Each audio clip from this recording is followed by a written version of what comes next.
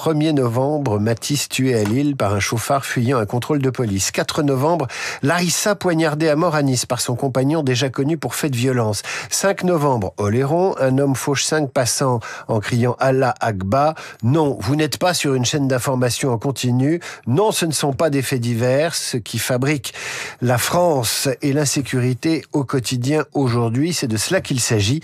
Sujet du livre de Thibaut de Montbrial. Thibaut de Montbrial, bonjour. Bonjour. Merci d'être avec nous ce matin sur Radio Classique. Vous publiez France, le choc ou la chute aux éditions de l'Observatoire. Vous êtes avocat, lieutenant-colonel de gendarmerie dans la réserve et président du cercle de réflexion sur la sécurité intérieure. Si j'ai pris la peine de parler de Mathis, de Larissa et des 5 blessés d'Oléron, c'est qu'ils viennent grossir les statistiques des victimes de l'insécurité en France. Et cette insécurité n'est pas un sentiment, c'est une réalité que vous rappelez dans votre livre avec des chiffres qui sont assez implacables. Dans ce livre, j'ai voulu faire converger 2 choses. D'une part, les statistiques. Il y a toujours beaucoup de débats sur le fait qu'on pourrait faire dire ce qu'on veut aux chiffres. Je pense qu'à un moment, c'est pas vrai.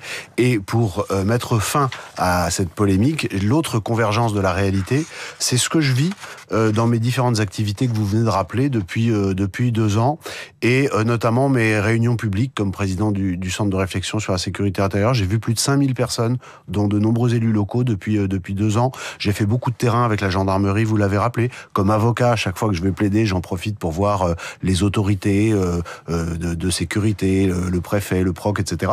Et tout le monde me raconte la même chose. Donc les chiffres disent ce que vivent les gens. Et il n'y a que à Paris, dans une petite élite politique, médiatique et économique, qu'on pense encore que tout va très bien, Madame la Marquise, et qu'il ne faudrait pas un changement radical que les gens appellent de leur souhait. Des chiffres, on va en citer quelques-uns, c'est rapide. Depuis plus de 10 ans, la violence ne cesse de croître, écrivez-vous. En 2012, la France comptait environ 665 homicides. En 2024, nous en dénombrions près de 980.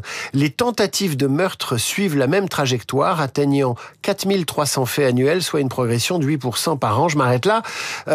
Vous dites qu'il y a débat sur les chiffres. Pourquoi il y a débat sur les chiffres? S'il y a des chiffres et que vous estimez qu'ils sont bons, vous allez les chercher où? Parce que vous avez encore des gens qui vous disent oui, mais la France est moins violente qu'au Moyen-Âge.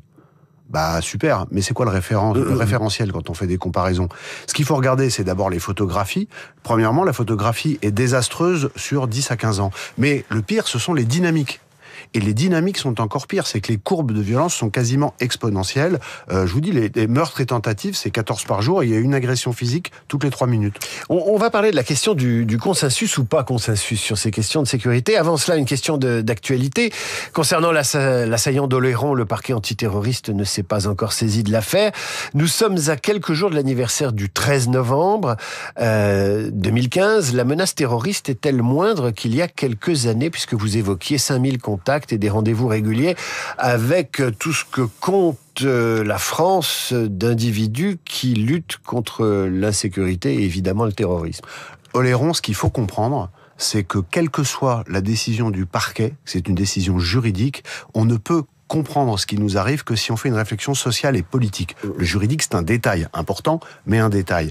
Et aujourd'hui, Oléron, ça nous montre que quelqu'un qui est fragile psychologiquement, parce que c'est un point acquis, aura comme mode de décompensation un référentiel qui est celui de l'État islamique. C'est-à-dire qu'il utilise des méthodes qui sont celles préconisées en 2014 par Al-Adnani pour l'État islamique, et il commet des actes qui n'existaient pas en France avant 2014-2015. C'est ça qu'il faut avoir à l'esprit. Maintenant, pour répondre à votre question plus large, nous avons aujourd'hui une menace terroriste islamiste qui est extrêmement élevée, avec plusieurs composantes. D'abord, des passages à l'acte individuel, comme celui d'Oléron, et comme ça peut arriver à tout moment. Ensuite, beaucoup de gens qui ont été en Irak et en Syrie, qui sont en train de sortir de prison. Et enfin, d'abord une radicalisation croissante, notamment chez les jeunes, sur le territoire national, et une capacité, notamment de l'État islamique au Khorasan, de projection, avec la capacité de nouveau d'avoir des attentats dits complexes, c'est-à-dire avec des attaques de type quasi militaire sur le territoire. Donc en fait, tout le spectre de la menace est de nouveau présent. Il y a une grande inquiétude autour de la date anniversaire du 13 novembre. Et je termine en rappelant, enfin en indiquant à nos auditeurs, parce que ça a été très peu médiatisé, que à la fin de l'été, et l'État islamique et Al-Qaïda ont appelé à frapper massivement les pays occidentaux et notamment la France. Donc s'il y a des cellules dormantes en France, ce que nous sommes un certain nombre de gens à penser, il n'est pas interdit de penser qu'elles vont se réveiller.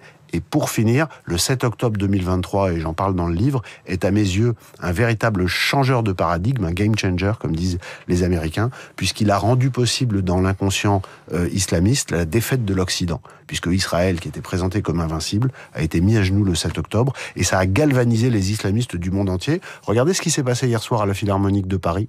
Je ne sais pas si beaucoup de gens en ont parlé. On en a parlé dans le journal très bien, avant que vous arriviez. Très bien. Eh bien, il y a eu une intrusion en plein concert, ce qui pose d'ailleurs les problèmes de sécurité de la salle, mais on ne va pas polémiquer avant l'heure. Je pense que ça va polémiquer plus tard. De gens qui auraient pu commettre un attentat. C'est-à-dire que les mêmes rentraient avec une Kalachnikov. Vous aviez un Bataclan bis. Il faut être très prudent aussi. On ne va pas comparer des militants peut-être proches de la CGT qui avaient demandé une mise au point avant le concert de ce chef israélien et puis le passage à l'acte terroriste. Mais ça vous préoccupe. En termes de vulnérabilité et de cible, on peut le comparer. Parce que vous, dans le livre, vous évoquez certaines connivences entre l'extrême gauche française et sa complaisance vis-à-vis de certains mouvements islamistes. Ah mais je l'affirme. Je l'affirme, et il y a un paragraphe entier dans lequel je démontre que par les mots qui sont choisis et les codes vestimentaires et visuels utilisés, on est en pleine convergence. Ce qui est intéressant aussi dans ce livre intitulé France, le choc ou la chute, c'est que vous dites, c'est assez curieux, on arrive globalement à avoir un consensus sur la dette, un consensus sur l'environnement et l'écologie, mais la dette sécuritaire, visiblement, on n'en a pas pris véritablement conscience. C'est l'expression dette sécuritaire, elle est de moi pour montrer le parallèle sur la nécessité d'un diagnostic. Comment expliquez-vous que sur la sécurité, ça reste une question très politique, alors que ça ne l'a peut-être pas toujours été? Alors je ne me l'explique pas, c'est une excellente question, parce que en réalité, l'exigence de sécurité, c'est la base du pacte social. Bien sûr, oui. La sécurité, c'est ni de droite ni de gauche. Et si on pousse le raisonnement, la sécurité vise avant tout, dans l'ordre, à protéger les plus faibles.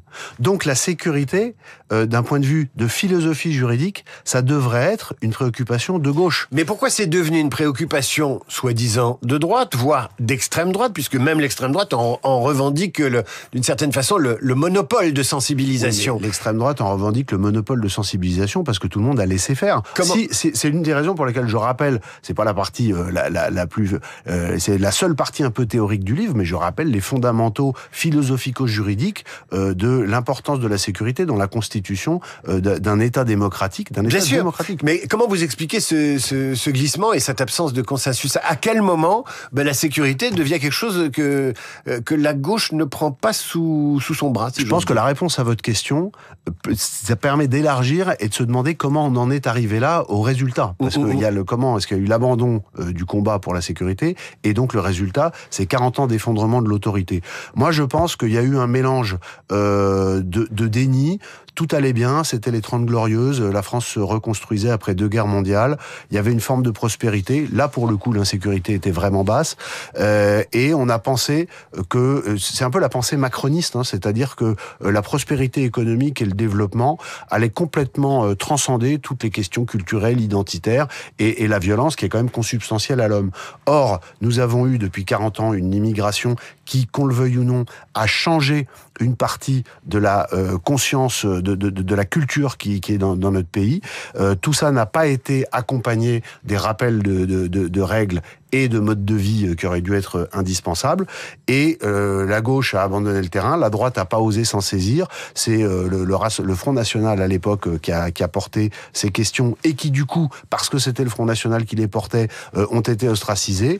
Et on se retrouve aujourd'hui avec des gens, mais juste, il y a 50 000 personnes qui sont dans cet esprit. Les 67 millions du reste du pays, elles sont dans la logique que je vous dis. Parce que juste pour finir, quand vous regardez les sondages sur les questions de demande de sécurité, même les gens qui se recommandent, qui se réclament de la sensibilité la plus à gauche, sont plus de 50% à demander un renforcement de cette sécurité au sens large. Alors là, si je vous ai bien entendu, vous faites un lien entre l'insécurité et une immigration non contrôlée. Et là, il y a un nouveau débat, qui est peut-être aussi un débat droite-gauche, c'est que la gauche insiste sur les conditions sociales d'insertion l'immigration de ces gens d'origine étrangère et que c'est finalement le social, la misère qui provoque l'insécurité ou des comportements violents. Et puis il y a ceux qui disent les gens qui arrivent n'ont pas la même culture, c'est dangereux, on ne sait pas qui c'est, etc. Enfin, il y a mille façons de faire ce lien. Comment vous situez-vous là-dedans? Si c'était que le social, comment expliquez-vous que, alors que les dépenses sociales au sens large sont supérieures à 600 milliards